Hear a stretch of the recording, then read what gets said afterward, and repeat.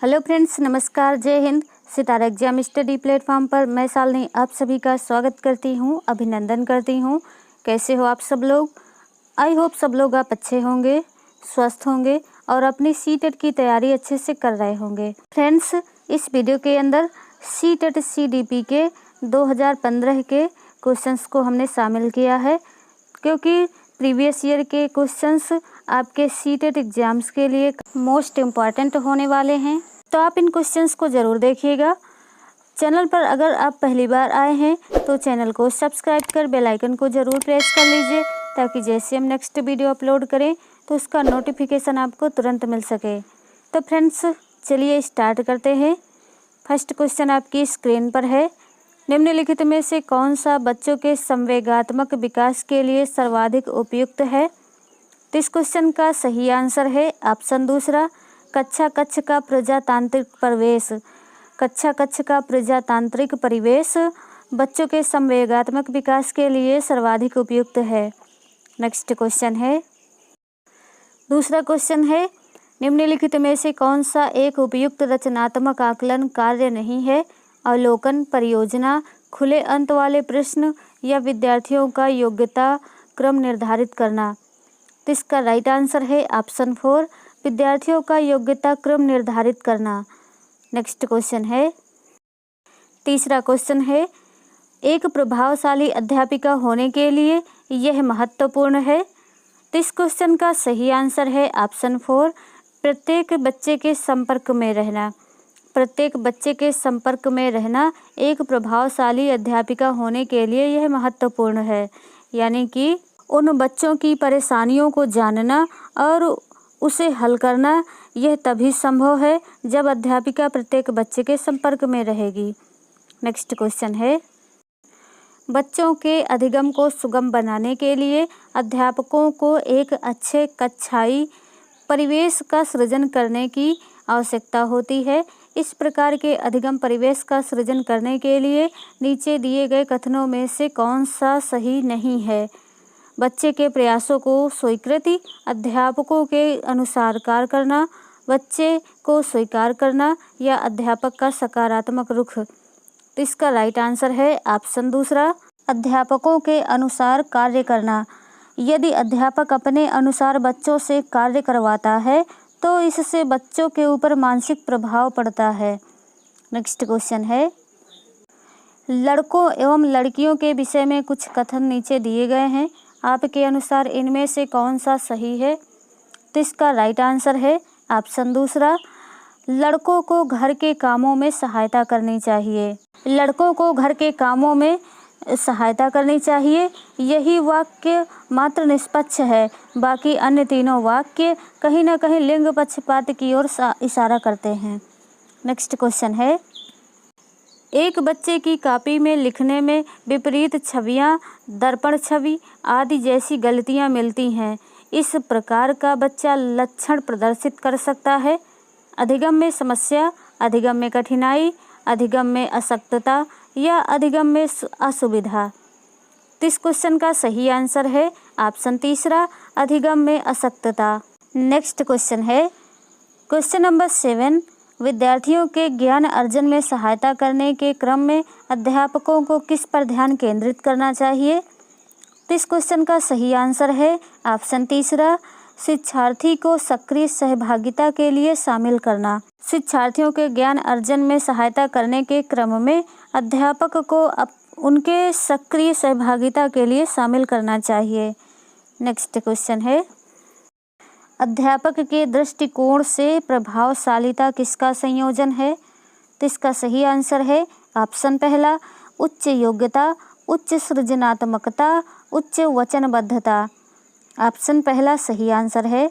Next question है, NCF 2005 के अनुसार गलतियां इस कारण से महत्वपूर्ण होती हैं।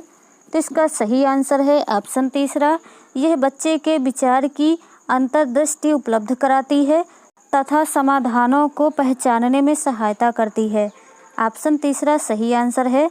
NCF 2005 के अनुसार गलतियां इस कारण महत्वपूर्ण होती हैं क्योंकि ये बच्चों के विचारों को समझने का एक तरीका उपलब्ध कराती हैं, जिससे अवगत होकर अध्यापक उनके विचारों को, भावों को निर्देशित करता है। नेक्स्ट क्वेश्चन है, आउट ऑफ द बॉक्स चिंतन किससे संबंधित है? अनुकूलन चिंतन से, स्मृति आधारित चिंतन से, अपसारी चिंतन से या अभिसारी चिंतन से? तो इसका सही आंसर है ऑप्शन तीसरा, अपसारी चिंतन से। आउट ऑफ द बॉक्स चिंतन अपसारी चिंतन से संबंधित है। इस प्रकार के चिंतन में व्यक्ति को कुछ तथ्य तो दिए होते हैं, उनमें अपनी ओर से एक तथ्य जोड़कर निष्कर्ष निकालना होता है। नेक्स्ट क्वेश्चन है, शिक्षण में अध्यापकों के द्वारा विद्यार्थियों को आकलन इस अंतर्दृष्टि को विकसित करने के लिए किया जा सकता है? तो इस क्वेश्चन का सही आंसर है ऑप्शन तीसरा, शिक्षार्थियों की आवश्यकता के अनुसार शिक्षण उपागम में परिवर्तन करना। ऑप्शन तीसरा सही आंसर है। अध्यापकों द्वारा विद्यार्थियों का आकलन करना इसलिए आवश्यक है क्योंकि इसके माध्यम से अध्यापक उनकी आवश्यकता के अनुसार शिक्षण उपागम में परिवर्तन कर अपना शिक्षण कार्य कर सकता है। नेक्स्ट क्वेश्चन है, अधिगम अनुभवों को इस प्रकार से आयोजित किया जाना चाहिए जिससे अधिगम को सार्थक बनाया जा सके। नीचे दिए गए अधिगम अनुभवों में से कौन सा बच्चों के लिए सार्थक अधिगम को सुगम नहीं बनाता? तो इस क्वेश्चन का राइट आंसर है ऑप्शन पहला, विषय वस्तु को केवल याद करने के आधार पर पुनरावृत्ति। अधिगम अनुभवों को इस प्रकार से आयोजित किया जाना चाहिए जैसे कि विषय वस्तु पर प्रश्न बनाना, प्रकरण पर चर्चा और वाद विवाद करना, प्रकरण पर प्रस्तुतिकरण देना। ये अनुभव अधिगम को सुगम बनाते हैं, जबकि किसी विषय वस्तु को केवल याद करने के आधार पर पुनरावृत्ति कराना अधिगम को सुगम व सार्थक नहीं बनाता। नेक्स्ट क्वेश्चन है, बच्चों को शाब्दिक या गैर शाब्दिक दंड देने का परिणाम होता है? तो इसका सही आंसर है ऑप्शन 4, उनके स्वयं के प्रति धारणा को नष्ट करना। बच्चों को शाब्दिक या गैर शाब्दिक दंड देने से बचना चाहिए क्योंकि इससे उनके स्वयं के प्रति अवधारणा नष्ट हो जाती है और कुछ नया सीखने के प्रति उनमें भय या नकारात्मकता उत्पन्न होती है जो उनके विकास को बाधित करता है। नेक्स्ट क्वेश्चन है, निम्नलिखित में से कौन प्रारंभिक बाल्यावस्था अवधि के दौरान उन भूमिकाओं एवं व्यवहारों के बारे में जानकारी मिलती है जो एक समूह में स्वीकार्य हैं? तो इसका सही आंसर है ऑप्शन 4, माता पिता एवं भाई बहन। माता पिता एवं भाई बहन प्रारंभिक बाल्यावस्था अवधि के दौरान उन भूमिकाओं और व्यवहारों के बारे में जानकारी देते हैं जो एक समूह में स्वीकार्य हैं, यानी कि माता पिता और भाई बहन एक पारिवारिक परिवेश के रूप में हैं। नेक्स्ट क्वेश्चन है, विद्यार्थियों को स्वच्छता के लिए प्रेरित करने हेतु उन्हें स्वच्छता समिति का सदस्य बनाना प्रतिबिंबित करता है? तो इसका सही आंसर है ऑप्शन पहला, प्रेरणा की सामाजिक सांस्कृतिक संकल्पनाएं। विद्यार्थियों को स्वच्छता के लिए प्रेरित करने हेतु उन्हें स्वच्छता समिति का सदस्य बनाना प्रेरणा की सामाजिक सांस्कृतिक संकल्पनाएं प्रदर्शित करता है। इसी प्रकार किसी भी सामाजिक सांस्कृतिक कार्य के प्रति विद्यार्थियों को प्रेरित करने के लिए उसमें उन्हें सक्रिय सहभागी बनाना चाहिए। है कि भाषा विकास व्यक्ति की नैसर्गिक प्रवृत्ति से प्रभावित होता है, जबकि सोनाली महसूस करती है कि यह परिवेश से प्रभावित होता है। आर्य और सोनाली के बीच यह चर्चा किस विषय में है? तो इसका सही आंसर है ऑप्शन 4, प्रकृति तथा पालन पोषण विवाद पर है। नेक्स्ट क्वेश्चन है, क्वेश्चन नंबर 17, निम्नलिखित में से कौन सा आयु समूह परवर्ती बाल्यावस्था श्रेणी के अंतर्गत आता है? जन्म से 6 वर्ष, 18 से 24 वर्ष, 11 से 18 वर्ष या 6 से 11 वर्ष? इस क्वेश्चन का सही आंसर है आपका ऑप्शन 4, 6 से 11 वर्ष। परवर्ती बाल्यावस्था के अंतर्गत 6 से 11 वर्ष की आयु तक के बच्चे को शामिल किया जा सकता है। इस आयु में शारीरिक विकास की गति कुछ धीमी हो जाती है। परंतु इस अवधि में शारीरिक विकास दृढ़ता की ओर उन्मुख होता है। नेक्स्ट क्वेश्चन है क्वेश्चन नंबर 18। अध्यापिका ने ध्यान दिया कि पुष्पा अपने आप किसी एक समस्या का समाधान नहीं कर सकती है, फिर भी वह एक वयस्क या साथी के मार्गदर्शन की उपस्थिति में ऐसा करती है। इस मार्गदर्शन को कहते हैं, क्या कहते हैं? समीपस्थ विकास का क्षेत्र, पूर्व क्रियात्मक चिंतन, पार्श्वकरण या सहारा देना। तो इसका सही आंसर है आपका ऑप्शन 4 सहारा देना। यदि छात्रा जो पुष्पा है वह किसी की सहायता के साथ प्रश्नों को हल करती है जो कि उससे बड़ा है, तो इस प्रकार के मार्गदर्शन को सहारा देना कहा जाता है। नेक्स्ट क्वेश्चन है क्वेश्चन नंबर 19। अध्यापिका ने एक कमेटी के प्रधान को सभापति के स्थान पर सभाध्यक्ष लिखा। यह संकेत करता है कि अध्यापिका, इस क्वेश्चन का सही आंसर है ऑप्शन 3 एक लिंग मुक्त भाषा का प्रयोग कर रही है। सभापति एक पुल्लिंग शब्द है जबकि सभाध्यक्ष एक सामान्य शब्द है जिसके अंतर्गत पुल्लिंग या स्त्रीलिंग दोनों आते हैं। इसलिए अध्यापिका ने एक लिंग मुक्त भाषा का प्रयोग किया है। नेक्स्ट क्वेश्चन है सतत एवं व्यापक मूल्यांकन किस लिए आवश्यक है? तो इसका सही आंसर है ऑप्शन 4 यह समझने के लिए कि अधिगम का किस प्रकार अवलोकन किया जाता है, दर्ज किया जाता है व सुधार किया जा सकता है। सतत एवं व्यापक मूल्यांकन का अर्थ है छात्रों के विद्यालय आधारित मूल्यांकन की प्रणाली जिसमें छात्र के विकास के सभी पक्ष शामिल होते हैं। इसके माध्यम से अध्यापक छात्रों का नियमित निदान और उसके बाद सुधारात्मक अनुदेशन के आधार पर उनकी उपलब्धियों और अध्यापन अधिगम कार्यनीतियों के सुधार हेतु मूल्यांकन का उपयोग करता है। नेक्स्ट क्वेश्चन है लॉरेंस कोहलबर्ग के सिद्धांत में कौन सा स्तर नैतिकता की अनुपस्थिति को सही अर्थ में सूचित करता है? तो इसका सही आंसर है ऑप्शन 3 स्तर पहला यानी प्रथम स्तर है। कोहलबर्ग द्वारा बताए गए नैतिक विकास के स्तरों में प्रथम स्तर पूर्व परंपरागत स्तर है। इस स्तर पर नैतिक विकास सामाजिक व सांस्कृतिक नियमों जैसे अच्छा या बुरा, सही या गलत आदि की व्याख्या मिलने वाले दंड, पुरस्कार अथवा नियमों का समर्थन करने वाले व्यक्तियों की शारीरिक सामर्थ्य अथवा होने वाले स्थूल परिणामों को से आंकी जाती है। नेक्स्ट क्वेश्चन है निम्नलिखित में से कौन सा बच्चे के सामाजिकरण के प्रगतिशील मॉडल के संदर्भ में सही नहीं है? तो इस क्वेश्चन का राइट आंसर है आपका ऑप्शन 2 बच्चे विद्यालय में बताई गई बातों को स्वीकार करते हैं चाहे उनकी सामाजिक पृष्ठभूमि कुछ भी हो। यह बच्चों के सामाजिकरण के प्रगतिशील मॉडल के संदर्भ में सही नहीं है। सामाजिकरण का प्रगतिशील मॉडल वही है जिसमें व्यक्ति या बालक स्वतंत्रता पूर्वक तथा सरलता पूर्वक सहभागी बन सके और सामाजिक कौशलों को सीख सके। नेक्स्ट क्वेश्चन है अधिगम में आकलन किस लिए आवश्यक होता है? ग्रेड एवं अंकों के लिए, जांच परीक्षण के लिए, प्रेरणा के लिए या पृथक्करण और श्रेणीकरण के उद्देश्य को प्रोत्साहन देने के लिए? तो इसका राइट आंसर है ऑप्शन 3 प्रेरणा देने के लिए।